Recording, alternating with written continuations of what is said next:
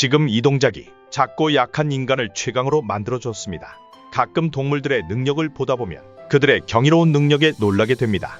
반면 인간의 육체는 한없이 나약하고 하찮게 느껴지죠. 하지만 인간에겐 이들 모두를 압도할 엄청난 능력이 있습니다. 던지기. 손에 쥔 어떤 것을 힘줘서 일정한 거리로 날리는 행위. 던지기는 인간이 가진 특별한 재능입니다. 사람의 육체적인 능력은 다른 동물에 비하면 대부분 크게 뒤지지만 던지기는 오래 달리기와 함께 인간만이 가진 특별한 능력이라고 할 수 있습니다. 애초에 던지기가 가능한 동물이 드물고 그나마 침팬지의 던지기 능력이 가장 뛰어나다고 하지만 침팬지 중 가장 빠르게 던지는 개체도 야구공을 시속 50km 정도로 던지는 수준입니다.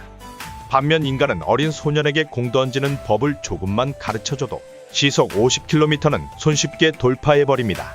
심지어 메이저리그 신시내티 레이즈팀의 아롤디스 체프먼 선수는 무려 시속 170km의 공을 던졌습니다. 정말 침팬지의 던지기 능력은 비교하기도 부끄러운 수준입니다. 그런데 생각해보면 좀 이상합니다. 힘이라면 침팬지가 사람보다 2배는 강하기 때문입니다.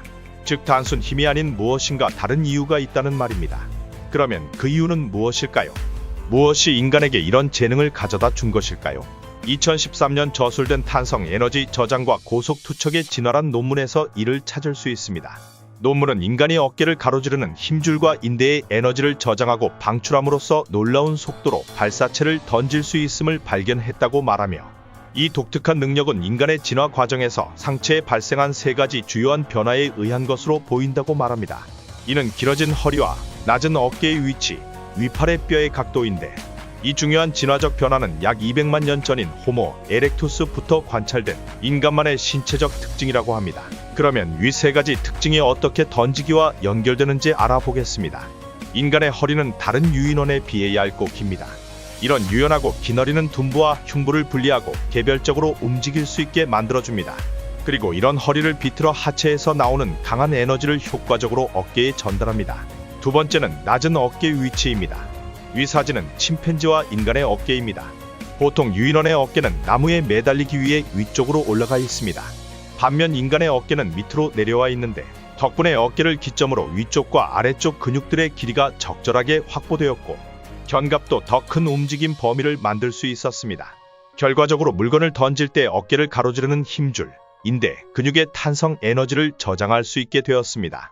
형태를 보면 마치 새총이나 활의 활대 같은 모습입니다. 마지막은 상완골의 각도입니다. 회전축과 직각으로 위팔뼈가 위치함으로써 어깨에 저장된 에너지를 좀 더 효율적으로 받아오게 되었습니다. 또한 팔을 뒤로 제끼는 동작이 수행 가능해지면서 저장했던 탄성 에너지를 폭발적으로 방출시킬 수 있게 되었습니다. 이렇게 완성된 던지기 능력은 인간을 강력한 투사체로 무장하게 해주었고 인간은 자신보다 더 크고 강한 짐승들을 누르고 먹이사슬 꼭대기에 올라섰습니다. 이렇듯 던지기는 우리의 발끝부터 손끝까지 전신을 전부 사용함은 물론 완벽하게 수행하기 위해선 섬세한 컨트롤과 높은 지능을 이용한 예측까지 필요로 하는 가장 인간다운 행동입니다. 오직 인간만이 무언가를 던져 사냥을 하거나 상대를 죽일 수 있는 유일한 존재입니다.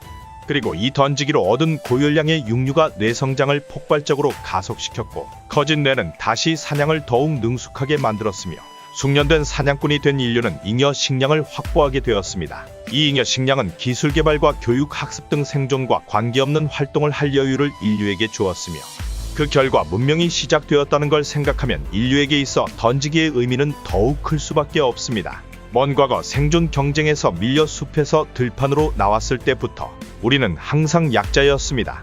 우리의 경쟁자는 항상 크고 강했으며 빠르고 치명적이었습니다. 그들과의 생존 경쟁에서 살아남기 위해 낮에 움직여야 했던 인류는 채모를 버려야 했고 에너지 효율이 높은 이족 보행을 해야만 했습니다. 나무를 잡던 손에는 발톱과 송곳니를 대체할 도구를 들어야 했습니다. 그럼에도 맞붙어 싸울 힘과 속도가 없기에 멀리서 손에 든 걸 던져야만 했습니다. 던질 때마저도 약한 근력을 보완하기 위해 발끝부터 손끝까지 전신의 근력을 모조리 활용해야만 했습니다. 전부 먹이사슬 밑바닥에서 살아남기 위해 해온 발버둥이였겠죠. 하지만 그 발버둥이 하나둘씩 모여 손을 떠난 돌멩이와 나뭇가지가 공기를 가르고 날아갔던 그 순간 우리는 자연계의 약자에서 지구의 지배자가 되었습니다. 우리는 모두 골리앗을 이긴 다윗입니다. 몸무게 6톤의 매머드도 28cm의 송곳니를 가진 스밀로돈도 사상 최대의 곰 악토테리움도 전부 크고 강한 골리앗이었지만 우리의 상대가 되지 못했습니다. 그러니 큰 몸집과 강한 힘, 빠른 속도, 튼튼한 가죽을 부러워할 필요 없습니다. 우리에게 그런 건 필요 없습니다. 그런 것이 없어도 우린 충분히 강합니다. 그러니 스스로 자부심을 가져도 좋습니다. 우린 이미 최강이니까요. 지금까지 영상 시청해 주셔서 감사합니다.